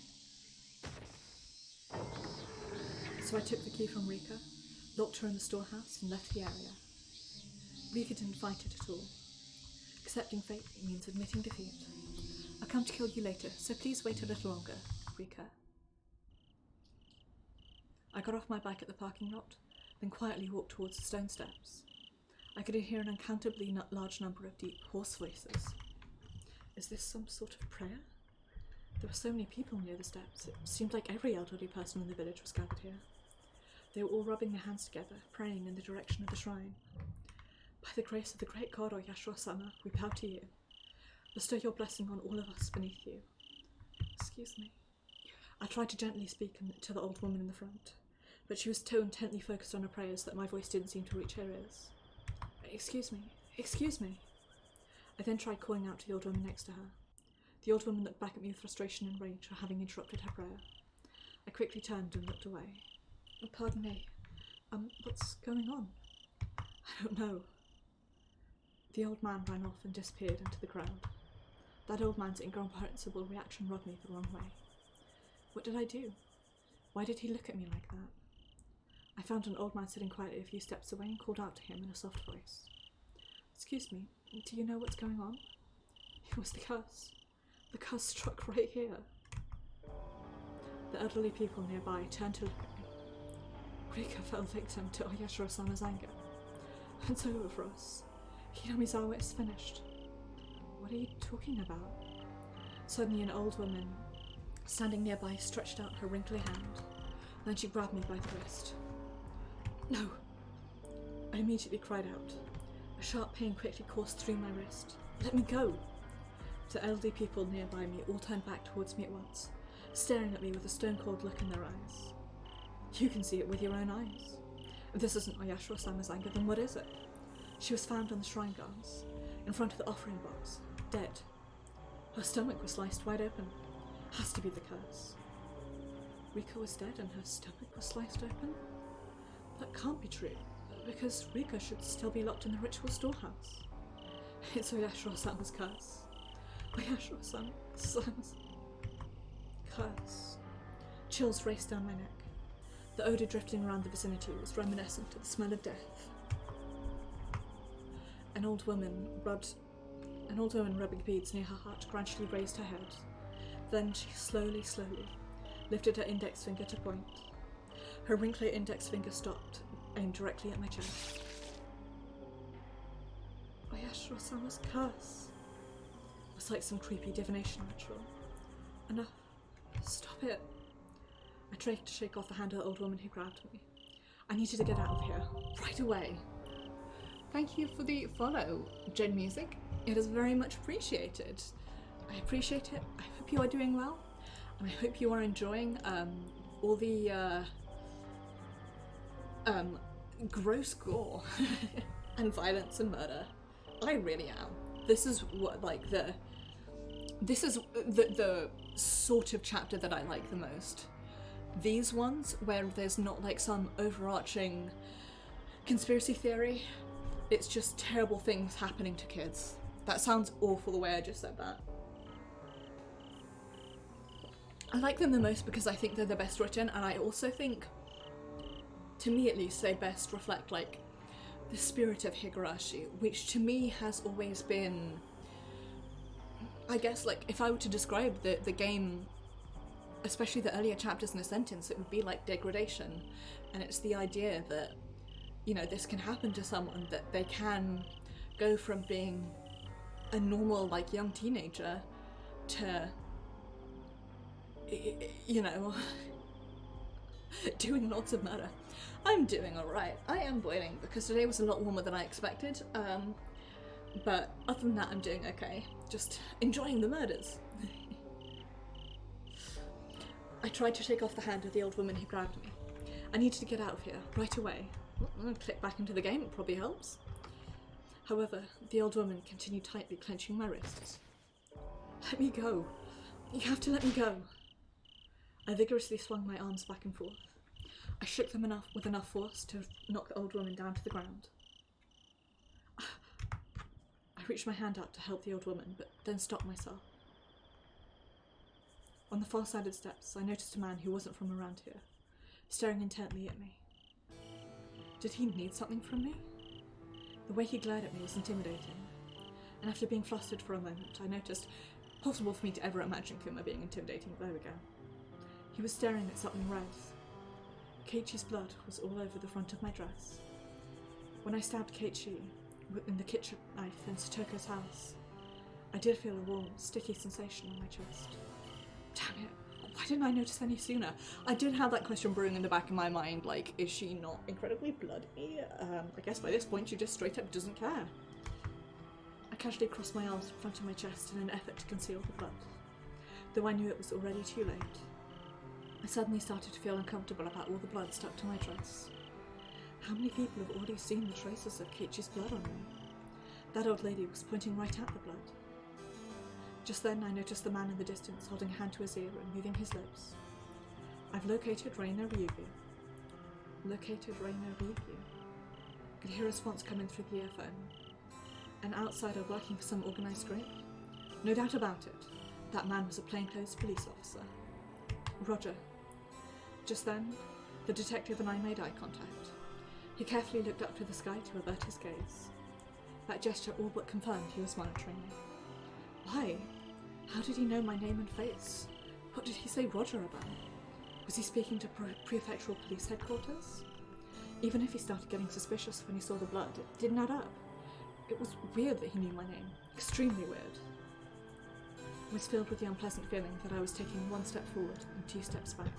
Forward and back, and then go forward and back, and then go forward and back, and then go back. Sorry. My nervous breakdown was partially alleviated when the voice of elderly people reached my ears. I never would have guessed that the curse would target Rika, enduring the curse all on her own. I thought it was pathetic of the old folks to speak about it so callously. It seemed like the elderly people were quickly growing less afraid of Oyashiro-sama. Hit the wrong button, sorry. Because if the curse targeted Rika, it meant that they had escaped harm themselves. They were egotistically regarding Rika's death as a sign of their own safety. Only the wisdom of the elderly could allow them to live with such a vile worldview. Perhaps that's necessary in order to endure unmanageable situations. A skill necessary to go on living. But that way of thinking ultimately won't solve anything. What if that foul behaviour is the source of Oyashiro-sama's anger, and the true cause of the curse? Maybe Oyashiro-sama is killing all the people involved to punish them for something they shouldn't have done? If that's the case, I'll definitely be the next target, for killing Teppei Hojo, Mion, and Keiichi. Reina Ryugu is a murderer. Ow! I jumped to my feet and took off running. My blood-soaked skirt fluttered about. I pushed aside all the elderly people standing in my way, then stopped to hop on my bike. In the corner of my vision, I could see the plainclothes police officers face turn pale and raise hell as they watched my actions. I could not care less. I won't allow the police to catch me. I won't let myself be killed by the likes of Oyashiro-sama. Once again, I'll have to rise up to grab a hold of my happiness. I took off on my bike at full speed. I raced through the forest road where the sun had already set. It was dark, so I couldn't see the road very well. I might topple over simply if I simply hit a pebble. But even so, I had to run away. I had to get out of there. I had to escape. A siren rang out behind my back. The flashing red lights of a patrol car lit the dark forest road. I turned down a single-lane road that intersected the forest road. If I continue in this direction, I'll end up in Okonomiya. I might be able to disappear if I escape into the crowd of the city. However, even if I pedal my bike at full speed, there's no way I can outrun a car on this narrow road. The translations of these console arts can be a little janky because they are fan translations, so easy enough just to paper over the cracks. What should I do? My hesitation spread to my feet on the pedals, and the bike started to slow down. Reina Ryugu, please stop and surrender yourself. I heard a strong voice calling out to me over the loudspeaker. A familiar voice. This is Oishi from Okonomiya Station. Please stop. A search warrant has been issued under your name. I repeat. Please stop, Reina Ryugu. As if being told to stop would encourage me to do the opposite. So I began pedaling my bike at full speed once again. I pulled back on the handlebars to make a sharp turn towards the forest at full speed. My bike jostled on the rugged terrain, but even so, this was better than running on foot. I was better off heading into the forest where the patrol car couldn't follow. Right away, the path was blocked by tree roots and large stones that prevented me from riding my bike. That's alright, I expected as much. I tossed my bike aside along the bumpy trail.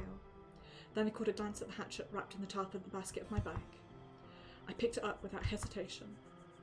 This was better than being unarmed. I ran and ran and ran.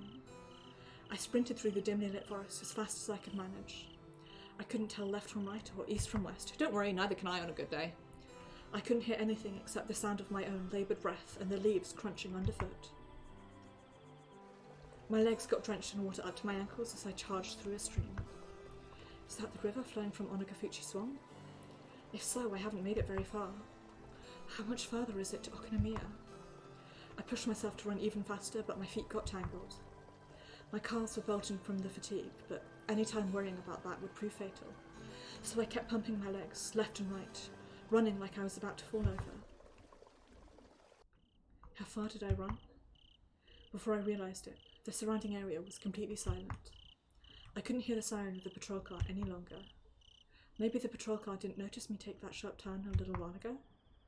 Even so, I can't get careless. I need to keep running until nobody can possibly follow. I was so exhausted that I wanted to drop the hatchet I was holding. This area looks somehow familiar. That's it.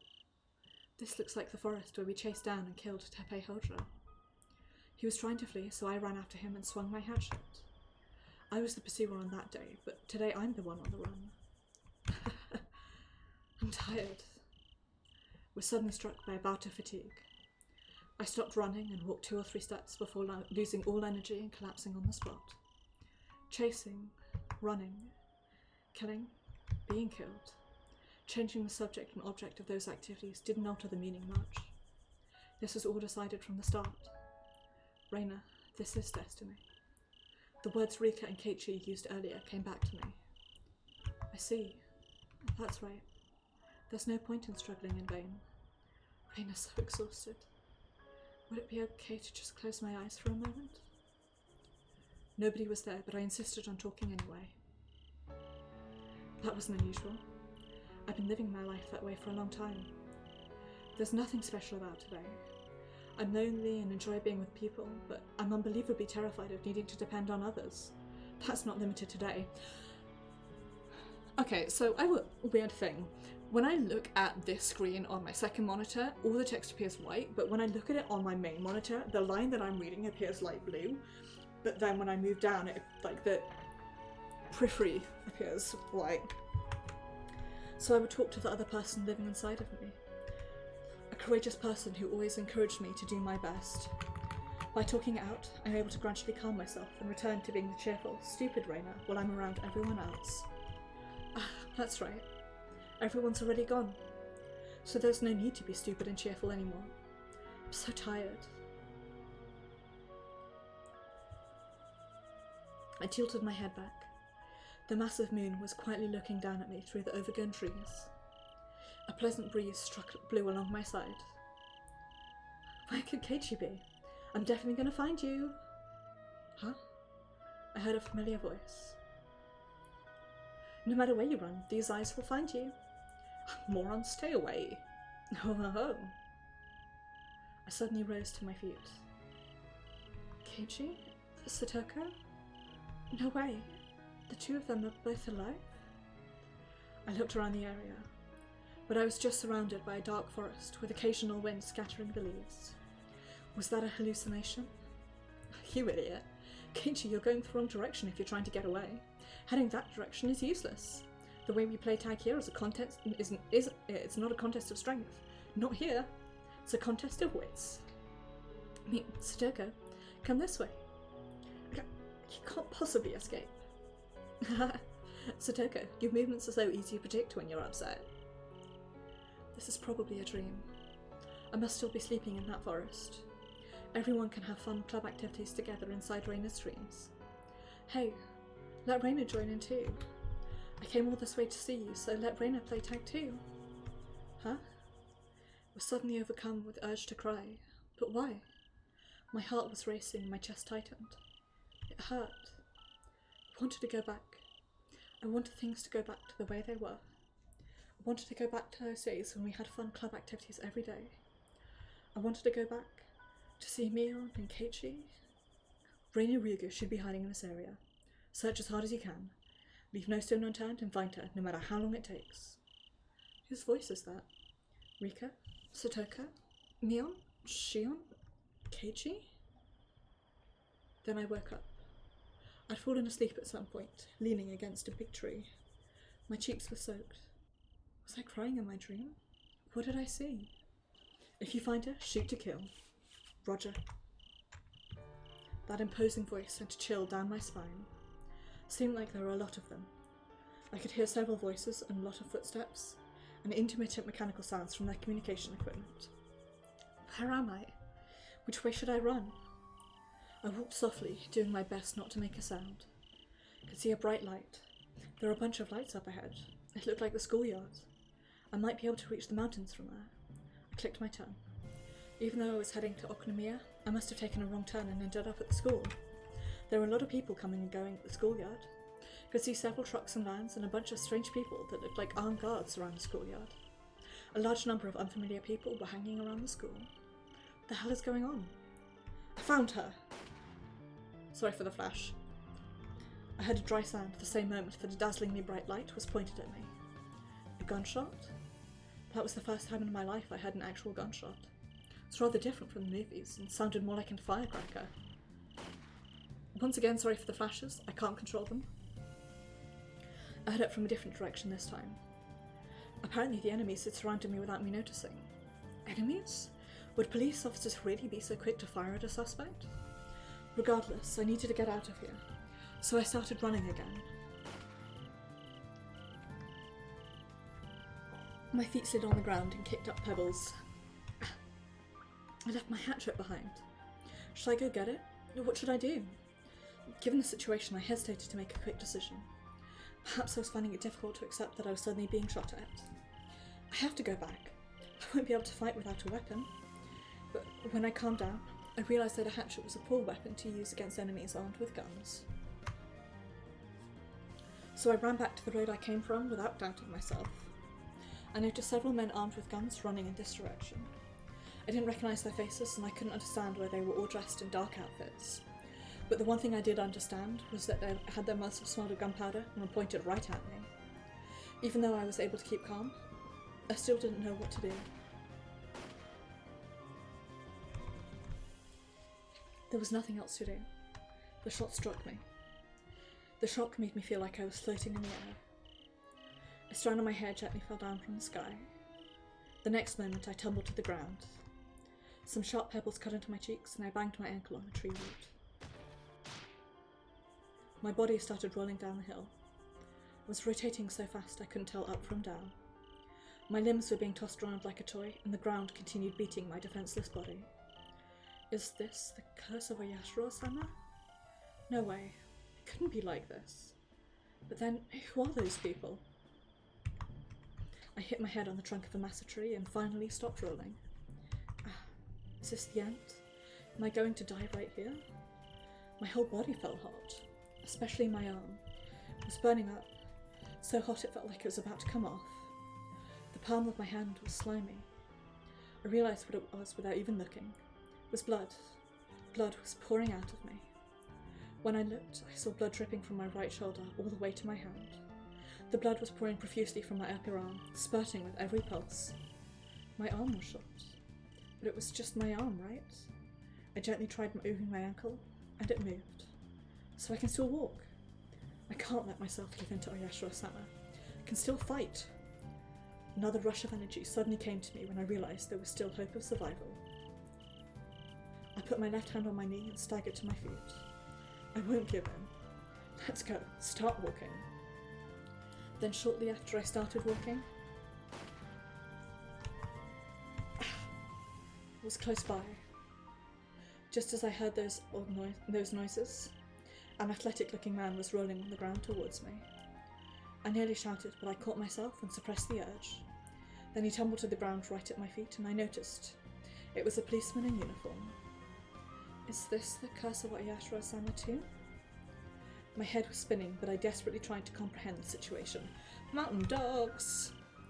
Did Oyashiro-sama kill a police officer? Why? Because of the curse? No way, that doesn't sound right. Get away from the village. I heard a voice coming from the officer at my feet. His stomach was gleaming with a dark, damp substance. This man was on the verge of death. I knew that instinctively. Get away from Hinamizawa. The police officer squeezed out a few hoarse words, desperately trying to tell me something. Huh? I cautiously sat down beside him. This man is going to die soon, so it will be alright. I convinced myself of that as I moved my head closer to the policeman. The officer was coughing up blood as he squeezed out a few more words. Toxic gas from Onagafuchi Swamp. Everyone in the village is dead. It's the end of Hinamizawa. Oyashiro curse. After that, I could only hear the whistling sounds of his breath. Hold on, what is that supposed to mean? What's this about toxic gas? I shook him by the shoulders. He said that toxic gas was released from Onagafuchi Swamp and that all the villagers were already dead. Was that also part of Oyashiro-sama's curse? Then what about all the strangers at the school? Does that have something to do with it? I shook his shoulders even more. Hey, what do you mean everyone's dead? Come on, please tell me, come on! But the officer's neck just shook from the force. His eyes were open, but they were no longer looking at anything. He's been dead for a while now. I have no time to waste talking to corpses. So gently I set the corpse down and took a deep breath. The curse of Oyashiro-sama? Don't be ridiculous. Like hell I'd be Oyashiro-sama's slave. Like hell I'd die. I held down the blood in my arm as I rose to my feet and began walking. I recognised these mountains. If I cut through here, it shouldn't take long to reach my hideout in the Garbage Mountain. So I kept walking. I kept walking under the cover of darkness. Once in a while I could hear gunshots off in the distance. Maybe they were chasing a field rabbit or something, thinking it was me. Either way, I was grateful. I cradled my battered body and regulated my breathing to avoid making any noise as I continued walking forwards. That police officer must have been shot by mistake, right? Suddenly, suspicion started bubbling up inside of me. At that point in time, they'd already shot me. They'd missed my vitals, but I was definitely shot. The enemy should have known this, but even so, they shot at that policeman. That officer and I looked completely different, and were wearing completely different clothing. My heart was throbbing, and it wasn't just because of my injuries. I had no doubt that something mysterious was going on, but I had no idea what it could be. An entire village annihilated by a gas disaster? Toxic gas pouring through the village while I was running through the forest? If that's the case, will it kill me too? Something crunched on the scraggly scrolls on my feet. It was an empty can. Before I realised it, I'd arrived at the garbage mountain. I headed straight to the station wagon. When I opened the sliding door and found my favourite cushions neatly lined up, I felt relieved. I made it here safely. I leaned against the seat and wiped my wound with a towel. Once I applied some pressure on my arm, the pain started to recede. I never brought a first aid kit here. I'd have to go home to get one. I thought that, but once I sank into the seat, it seemed it'd be difficult to get up again. All the fatigue that had been building up finally released. It'll be okay for me to rest here for a little while, right? This is my secret hideout, so nobody should be able to find me here. It's my territory, my safe zone. If I have to die from some gas disaster, I want to die sleeping here. I cautiously closed my eyes while thinking that. My throbbing nerves started up again. I definitely heard a sound out in the darkness just now. I held my breath for a moment. Who's there? There was no reply. Is somebody hiding out there? I held my breath and took a look around. Rustle, rustle. I could faintly hear a sound. I'd like to turn on the lamp to get a better look at the surroundings, but that would only give away my location. So I concentrated on looking around in the dark, desperately surveying the area. Who's hiding out there? Did you come here to find me? How did you know I'd be here? Eventually my eyes got used to the darkness, but I thought it was strange. Something was nagging at the corner of my mind. Something seemed off. It was strange. Rustle, rustle. It wasn't the sound of a person. It sounded like papers rubbing together. I was taken aback. I'd found the source of the sound. What's this? No way. Then that means I need to get going. I have to tell someone about this. No matter what it takes, I have to let someone know. I stretched my hand out into the darkness to grab the frame and pull myself out of the station wagon.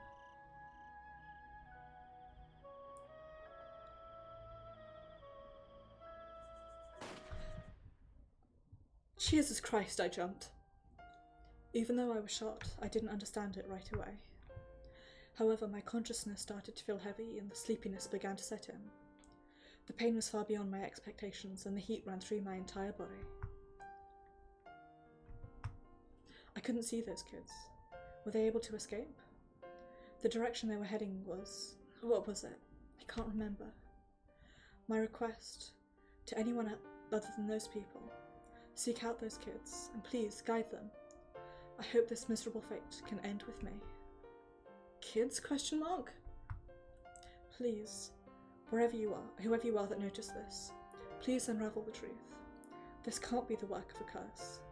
That is my only wish.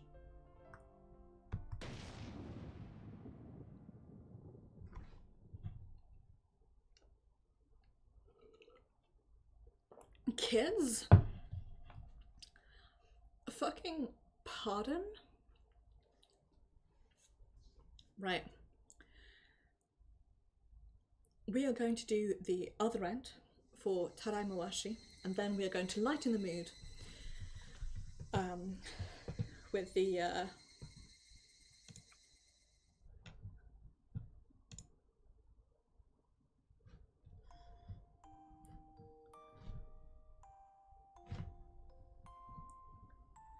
Taraimawashi alternate ending.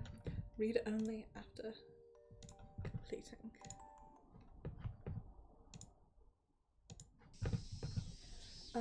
Excuse me, it's about time. The nurse watching the exchange near the entrance timidly called out to Oishi and Akasaka. Akasaka looked over his shoulder and nodded, then put a hand on Oishi's shoulder and spoke. Oishi, let's leave it at that for today. I'm sorry, please, just a little longer. Then Oishi pulled a plastic evidence bag out of his handbag. Satchel, whatever. Inside of that was a lightly stained beret. Mion Sonozaki, do you recognize this hat? Oishi sat it down by Mion's knee in a rough gesture. That instant, the playing cards fell from Mion's hands. But Oishi didn't focus on that. Instead, he moved in closer to gaze into her eyes and inquire. You've seen it, haven't you? No, I'm certain you should remember it. This is the hat your friend Rainier Ryugu always wore, isn't it? This is it. It was found downstream in the river flowing through Hinamizawa. A fisherman found it inside a drifting wooden box. It was found inside, along with the remains of a hamster. Whether Mion was listening to Oishi's words or not, she was staring intently at the hat with a vacant look in her eyes. Her expression was devoid of animation, as if her emotions had broken down. It was hard to tell if she would respond or not, but Oishi steeled himself and called out to her with all his might. Do you understand? The fact that these were found together leads me to believe that Reina Ryugu was the one who cast this box into the river. However, I don't understand why. But you should be able to understand the message behind this. You were her friend. You were always playing together. Please, Mion. Reina Ryugu was trying to tell us something about what happened in Hinamizawa. If we can unravel this, it might bring us one step closer to unraveling the secret behind the disaster. So please, wake up. Detective? Oishi put his hands on Mion's shoulders as his voice roared. The moment the nurse saw that, she pulled his oversized body away from Mion. Please, cease this violent behaviour. Detective! Oishi, please calm down. Oishi instinctively tried to shake the nurse off, but he came back to his senses after Akasaka stepped in, and his shoulders dropped. Are you alright, Miss Sonozaki? That's enough. Please, no more. Isn't that enough for today? I'm sorry. I went too far. I lost control. If you're going to behave this violently, I won't allow you to visit in the future. You're in a hospital. Don't you realise she's a patient? Honestly. Nurse, this man has lost an incredible number of people in Hinamizawa. Please try to understand how he feels. I beg of you. The nurse was agitated, but Akasaka's intervention somehow managed to smooth things over. And then, when Akasaka turned to him and flashed a signal, Oishi gently nodded. Mion Sonozaki, I'll leave the hat here. I'll be back tomorrow, so please tell me if you remember anything. All right, that's all. Then Oishi stepped out of the hospital room with Akasaka. Unbelievable. Are you all right, Miss Sonozaki? That's it. That was creepy when her eyes went back to normal. Miss Sonozaki? Mion was sitting silently, staring blankly at the hat resting by her knees, then suddenly raised her head and spoke up. The light in her eyes finally returned. Nurse, please, call those detectives back. They couldn't have gotten far. What's going on, Miss Sonozaki? Did you get your memories back? I understand what Reina was trying to tell us. There was no disaster in Hinamizawa, so please bring them back right away. Understood. Please wait a moment, okay? Reina, you gave your life to send this message, didn't you? I received it. I absolutely did receive it. Mion held the hat in the plastic bag to her chest and tightly embraced it. And then, knowing the filthy stain on the hat was a bloodstain, she began spitting tears, long thought lost to her. The next morning, at 5:17 a.m., Mion Sonozaki was pronounced dead as a result of acute heart failure.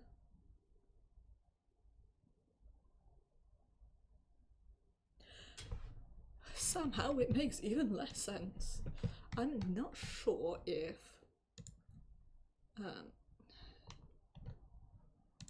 this one has a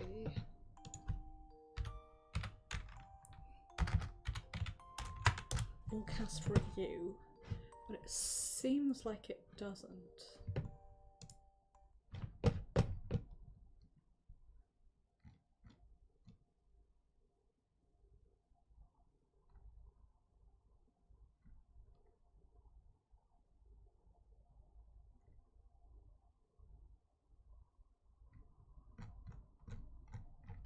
Just gonna check. Except I can't type correctly because I moved my keyboard.